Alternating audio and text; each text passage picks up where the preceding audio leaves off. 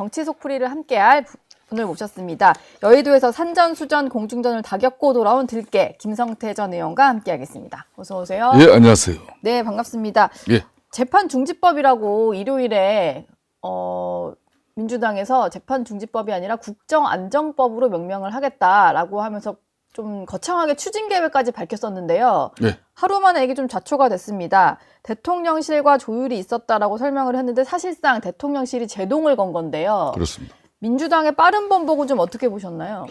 그러니까 이제 정청래 당대표의 뭐 또 회심의 이제 이 일격을 가지고 그동안 이제 사실상 용산 대통령실하고 정청래 당대표는 소원에도 많이 소원해져 있었거든요. 좀 안 맞는 느낌이 많이 그럼요. 들었어요. 엇박자도 많이 냈고 네. 또 자기 장치에 함몰돼 가지고 대통령의 국정 운영이 또 보이지 않게 하고 그처럼 큰 죄가 어디 있어 지금.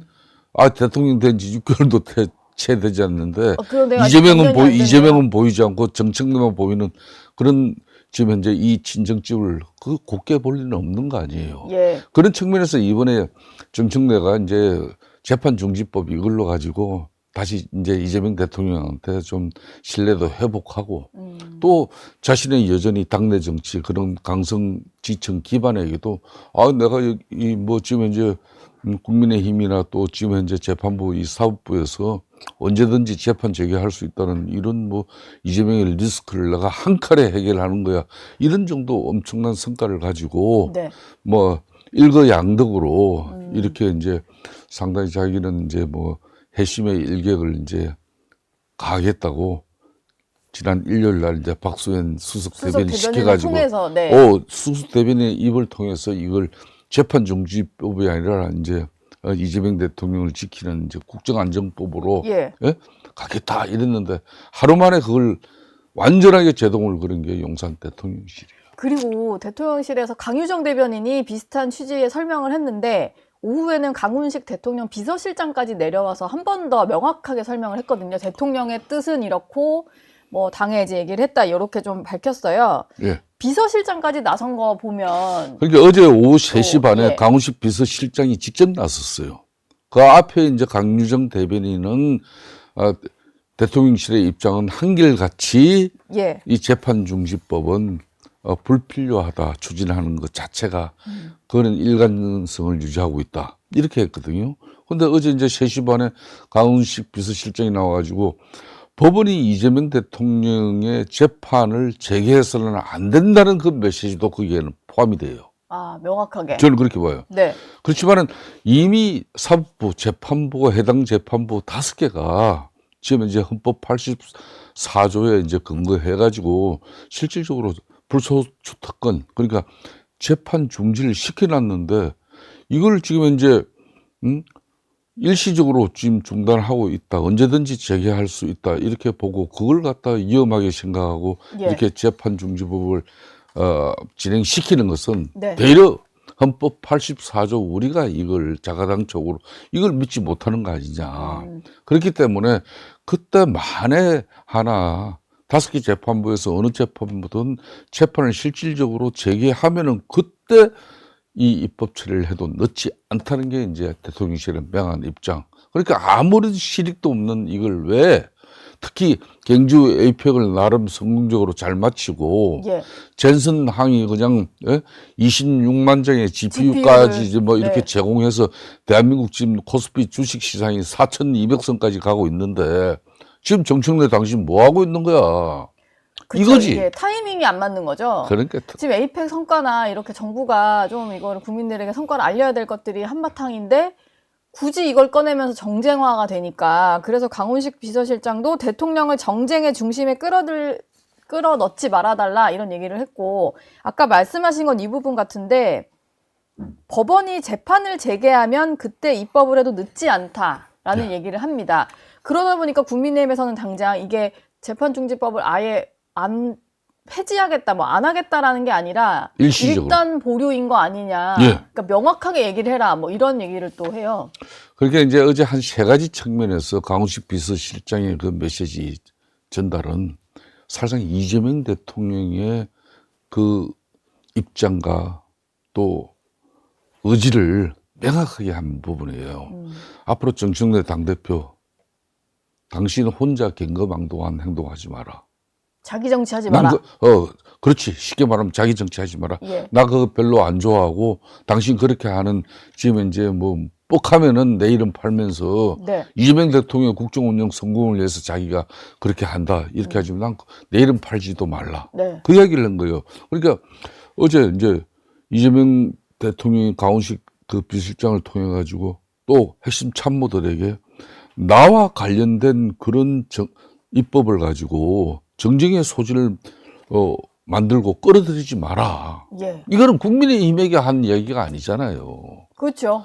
바로 민주당 정청래 당대표에게 가장 강력한 경고를 지금 날린 겁니다. 그러니까 그 현직 대통령이 피고인일 경우에는 재임 중 재판을 중지케 하는 이 재판 중지법 같은 경우는 민주당 지도부가 연내 처리 가능성을 공식화한 지 하루 만에 이게 결국은 덮는 결과지만은 예. 사실상 그동안 누적되고 쌓인 이 정청래 당대표의 자기 정치에 사실상 이제 이재명 대통령 입장에서는 A표도 치렀고 그리고 김현지 부속실장도 국정감사 안 나가도 되고 뭐 네. 이제 다 됐어. 네. 그러니까 이제 쉽게 말하면 당신은 혼자 이제 지금까지 북치고 장구치는 거 나 그냥 안 들 거야. 그래서 쉽게 말하면 강력한 경고를 좀 날린 했다. 거예요. 그래서 이제 정청래 당대표는 그렇지 않아도 자기가 지난번 뭐 이재명 대통령 같은 경우는 검찰개혁 입법 그러니까 정부 조직법 개정을 통해서 검찰청을 해체하는 거 하더라도 그걸 좀 시간을 가지고 세밀하게 검토하고 해가지고 형사사법체계에 혼란이 없는 선상에서 이걸 해나가자. 예. 그래서 속도 조절을 갖다가 주문을 했잖아요. 네. 근데 정청래 당대표가 9월 25일 추석머리 밥상까지는 내가 이걸 해치우겠다. 검찰개혁 내가 끝장내겠다. 그랬죠. 그래서 실제로 그렇게 해버렸잖아요. 예. 근데 추석 때 민심이 어땠습니까? 한마디로 서리금 밥 퍼먹였거든요. 그 책임은 결국은 이재명 대통령 국정운영 지지율 하락으로 이어진 겁니다. 그러니까 당청의 엇박자 그리고 정청래 대표가 제대로 뭔가 조율되지 않은 상태로 하는 게 대통령 입장에서는 도움이 안 된다고 판단하니까 어제 그렇게 강력한 경고 메시지 차원의 말이 나온 것 같은데 김성태 전 의원님 원내대표 지내셨고 해서 민주당 의원들이랑도 가까우시잖아요. 그럼요. 실제로 좀 용산 분위기 들어보시면 어떤가요? 정청래 대표 제가 마음에 안 아는 드신대요? 용산 대통령실의 입장은요. 뭐 저도 뭐 좀 뭐 다양한 또 그런 선후배 관계가 있기 때문에 예. 대통령실의 분위기를 좀 알 수가 있는데 비록 야당의 입장이라도 대단히 이거는 제가 볼 때는 서운한 관계를 넘어서 가지고 상당한 불신이에요. 상당한 불신이다. 그렇기 때문에 네. 지금 정청래 당대표 입장에서는 내년 6.3 지방선거도 자기 중심으로 그러니까 정청래 당대표는 집권당의 당대표로서 그 면모를 갖추고 역할을 다해서 이재명 대통령의 국정 운영을 뒷받침해 줘야 된다. 그 첫 번째가 여의도에서 협치정국을 만들어주는 게 중요한 거예요. 네. 그걸 몇 차례 이재명 대통령은 주문을 했어요. 예. 심지어 장동익 당대표하고 제1야당을 갖다 사람 취급하지 않는 그런 집권당 자기 친정집에 당대표를 갖다 같이 불러가지고 손도 이렇게 맞잡게 하고. 악수는 근데 사람이랑만 됐는데. 바로 예. 그날 가서 그걸 걷어차버리고 무슨 짓 했습니까? 예. 예? 그러니까 협치 전국 자체를 갖다가 이재명 대통령의 뜻을 받들지 않는 그런 자기 친정집의 당대표. 그 인식이 아주 커요. 그러니까 국정 운영에 상당히 큰 걸림돌이 제1야당은 국민의힘 때문에 이재명 대통령이 국정 운영 못 해먹겠다 이게 아니고 예. 쉽게 말하면 자기 친정집의 당대표인 정청래 그리고 추미애 뭐 최민희 위원장 이런 사람들의 볼상사나운 모습이 국정 운영 지지율을 다 까먹고 있는데 이걸 어떻게 내가 계속 이걸 용인하고 묵인할 거냐. 예. 이게 이제 거의 한계점에 온 거예요. 한계점에 다다랐어요? 온 거예요. 그러니까 여러 형태로 지금 현재 용산 대통령실은 뭐 정청래 당대표에게 그러니까 지난 오죽하면은 추석 명절 연휴 기간 내에 우리 노부장님 기억을 되돌려 보세요. 네. 그때도 우상호 정무수석과 강훈식 비서실장이 방송에 나갔습니다. 아, 그러네요. 방송에 나가가지고 예. 대통령실의 입장과 사실상 그거는 정청래 당대표 당신 혼자 추석 전에 한 행위들 네. 이거 우리 대단히 불편하다. 앞으로 그냥 두지 않겠다. 이게 대통령실의 입장이다. 그걸 전달했어요. 약간의 그 온도 차에 대해서 얘기를 했었죠. 그래서 요 근래 속도 차이. 조금 정청래 당대표가 조금 이렇게 좀 숙이는 그런 좀 조용한 분위기였잖아요. 네. 그 조용한 분위기를 이제 추미애 법사위원장이나 최민희 위원장 법원위원장. 이런 분들이 또 이제 뭐 나서 가지고 또 뭐 볼썽사는 모습 보였는데 네. 이제 그런 연장선상에서 이제 더 이상 용인 안 하겠다는 그 입장을 명확히 강력한 메시지를 냈다.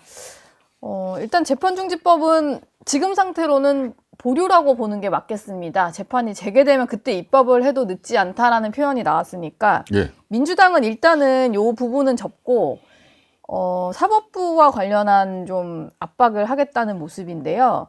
어제는 사법불신 극복, 사법행정 정상화 TF 이름이 몹시 길어서 제가 외우지도 못하겠는데 이거를 띄워가지고 대법원의 법원행정처를 폐지하는 부분 이걸 논의를 하겠다는 거잖아요. 예. 특히 예산도 예산인데 인사권에 대해서 좀 외부 기구가 참여하는 방안이 핵심인 것 같아요. 그렇습니다. 이제